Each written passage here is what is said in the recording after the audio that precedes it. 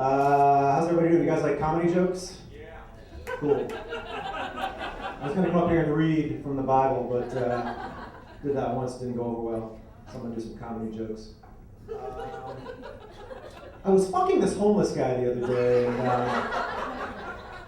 you ever have one of those moments where your brain just sort of like opens up and like gives you a peek inside the universe, and it always happens during the most mundane task, you know, like you're mowing the lawn or talking to your mom on the phone or fucking a homeless guy, as it were. And I remember it pretty clearly. I think his name was Gary, and he sort of like looked back at me, and you know, we're in the act, I'm mid-thrust, and he's got these big, gorgeous, big brown puppy dog eyes, really striking features for a homeless gentleman. And he kind of like looks back at me, and he locks in on my eyes, and he's like, "Rick, where are you right now?" And it was really weird because I didn't have an answer for him. And worse than that, I didn't have any spare change, so it was kind of awkward. We'll do that with the punchline every time. He's a great guy though. I still see him in the neighborhood, and it's kind of weird. He's always like, "Hey Rick, it's me, Gary. Is it cool if I crash at your place tonight?" I'm like, "Gary, you're homeless. Which part of that don't you understand? Here's a quarter, get a sandwich.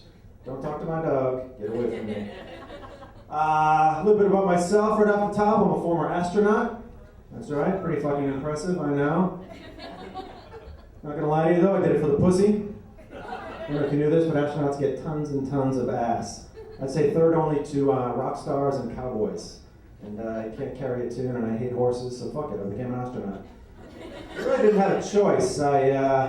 In high school, I was really good at math. I looked amazing in a flight suit, and I had a fantastic cock. So my guidance counselor took a look at the numbers. She was like, "Rick, you should go right into space." Fellas, quick tip for you. If a woman tells you she can't get pregnant because you're in space, she's fucking lying, okay? It's an old wives' tale. I fell for that more than a few times. Knocked out more than my share of cosmonauts. Get a lot of emails from Svetlanas and Julies. It's a Russian name, sir. Problem is, there's only 3 things to do in space: science experiments, drink Tang, and fuck. And I did a lot of the latter. And I did it well. And my boys can swim. What else is going on? Think about where I came from a lot. I think it's good. It kind of, you know, gives you perspective, lets you see the bigger picture. I guess I talk about it too much though, because my friends are constantly like, "Rick, please stop talking about your mother's vagina. It's getting weird." I don't know, it just kind of feels like home to me. When I first moved to the city, I actually lived in a tiny, tiny studio apartment near a fish market, so it just kind of rang true to me. I went there, I said, "My mom's got a stinky veg. It's on tape. It's not good." No, it smells like roses, actually, Ma, if you're watching. Oh, it's not here. What else is going down? This is kind of cool. I actually had my cock measured last week by a professional. Just so you guys know, I see all these ads on Craigslist, these cock measuring services. And with a job like that, you really want to go with a professional. You just don't want to put your dick in anybody's hands. I've never found that to be advantageous in really any regard. But I found a nice doctor on Park Avenue, Dr. Schwartz. He's Jewish, but he really does it. The thing is, it's not just a measuring. He does a nice workup. He weighs it. He does a little bit of, he checks the girth, the circumference, if you will. And he's got a nice blonde girl that does a little bit of vein work, which I find to be very lovely. Kind of comes in handy. I can't tell you how many times I've been in a bar and a lady has approached me and been like, "Hey sir, you packing heat tonight?" A lot of guys, crass guys, just put their junk right on the bar. Not me. I got documentation.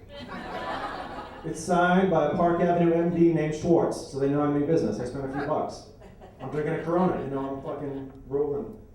I just, I like to have documentation. How you guys like the mustache? It's not bad, right? Yeah, thank you, sir. That's a work in progress, but I bring it in for the winter season just so the ladies know I'm ready to mate. It actually goes over pretty well, though. I can tell you, I was at a Super Bowl party on Sunday, and all my friends were like, "God damn it, Rick, I do love the mustache." Let me ask you this, though. Is the mustache for business or pleasure? I'm like, "My friend, hold on. When you've got a mustache like this, giving pleasure is your business, okay?" I cannot tell you how many mustache rides I've given ladies over the years. Some paid for, some on the house, but always enjoyed by the ladies. See some ladies over there. Got a seatbelt. Be at the, my mustache and I will be at the bar later. Prices are negotiable. Fun time. Always. I'm gonna take a little bit of this vodka. My third one, but I'm not even drunk. Fucking love drinking vodka. Yeah, so my name is Richard Patrick Murphy Jr., clearly of Irish descent, which of course begs the question, are you an alcoholic? Yes, I am. Thanks for asking, sir. I don't know why there's so much negative connotation with that word, alcoholic. I mean, my grandfather was an alcoholic, my dad was an alcoholic, I'm an alcoholic, I'm hoping my son will be an alcoholic. Just want to pass that along. You know, I like peeing in my pants. I like getting into fistfights. I enjoy not remembering what happened the night before. These are a few of my favorite things. Why someone has to stamp a label on that and call that bad? Thank you. Hey, we got some alcoholics in the house. Get yourself a bottle of vodka. It goes down like vinegar. Doesn't make any sense. I do like drinking though. This is actually kind of awkward. I got into a fist fight last week with Pat Sajak. Yeah, you know that fucking cocksucker host of Wheel of Fortune? Yeah, the motherfucker wouldn't sell me a vowel. I'm like, hey Sajak, I got money to spend here. He goes off on some tangent about, oh, Mr. Murphy, it's not your turn right now. I don't remember the exact particulars. I was kind of drunk at the time.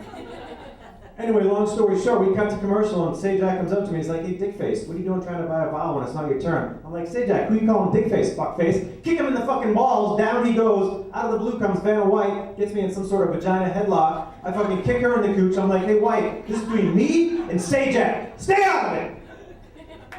Kick the shit out of both of them. You'll probably see it on Access Hollywood next week. It was a melee.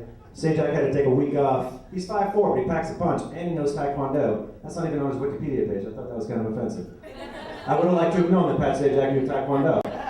Probably wouldn't have picked a fight with him. I'm not allowed to audition for game shows anymore, which sucks, because I fucking really need the money. Keep up my drinking habit. So I was at a Bacon Brothers show the other night, and I'm not sure if you're aware of this, but Kevin Bacon actually makes music with his Mongoloid brother Michael. Don't know what happened there. The gene pool sort of deviated to the left on the older brother. Kevin Bacon, handsome. Older brother, not so much. So I'm at a Bacon Brothers show, just totally rocking out. I actually took a shit in the front row. I don't know if it was the bad eggs I ate that morning or the sound of Kevin Bacon's voice. But the curious thing was the audience didn't even seem to notice. It was almost as if the Bacon Brothers music had taken on a waft of diarrhea. It is really that bad. I think if given the choice between going on a nice camping trip and being brutally raped by Bigfoot or going to a Bacon Brothers show, I would choose the brutal rape. That's how bad Bacon Brothers. Rape jokes don't play in this room, what the fuck? That joke killed at fucking this camp I played last week.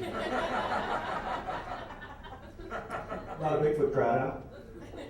I think if given the choice between Bacon Brothers music and being in a sex sandwich with Shaquille O'Neal and Patrick Ewing functioning as the bread, myself in the middle as the sex, I would choose the sex sandwich over one note of Bacon Brothers music. That's how bad it is. I love Footloose, I like Quicksilver. I'm not dicking on Kevin Bacon, but stop making music. I don't want to hear it. Do you want to hear it? This guy's like a Kevin Bacon fan club member. He's gonna kick my ass. Don't fucking fuck with the Bacon Brothers music, man. It's the Stones, the Beatles, and Bacon, okay? In that order. I hear you, fella. He's passionate about his music. You gotta be passionate about something.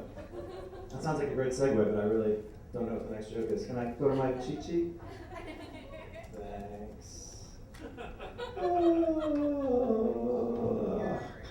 I am Irish. Yeah, I killed a lot of brain cells with alcohol and weed. That's what my doctor said. I'm kidding.